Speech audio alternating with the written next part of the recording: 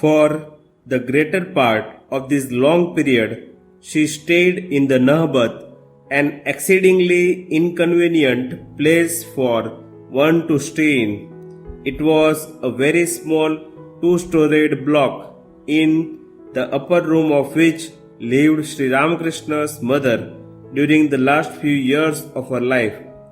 The small room on the ground floor was given to the Holy Mother to live in, to make it a fit residence for a Parda lady.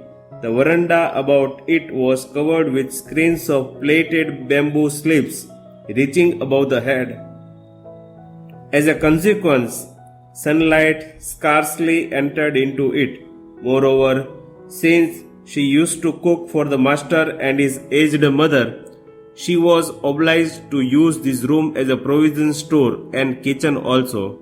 Thus, she sat and slept with vegetable baskets and bag of rice and pulses about her, while above her had hung in slings the pots containing special articles of food to suit the master's delicate stomach.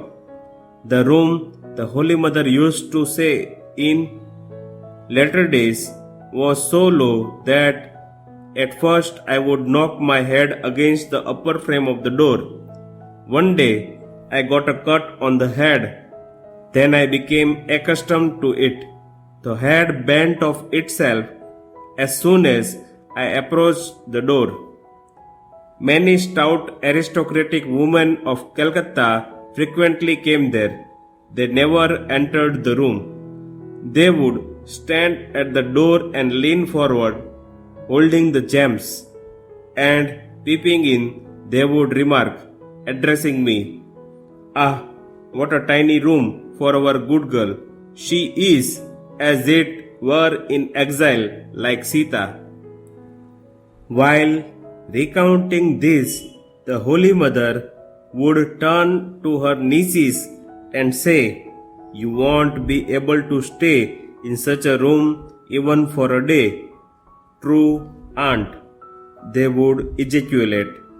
"Everything is so different with you. Today, when we think of those days of the Holy Mother's life with a devotional halo superimposed on it, we are not likely to take a realistic view of the situation as it existed then, and therefore fail to make a proper estimate of the privation that the mother had to suffer and the glorious ideal of devotion she has set thereby. No other devotee of the master had to stand anything like that, except it be some of the young devotees of the master like Swami Ramakrishna, who waited on him day and night at his sick bed in his last days.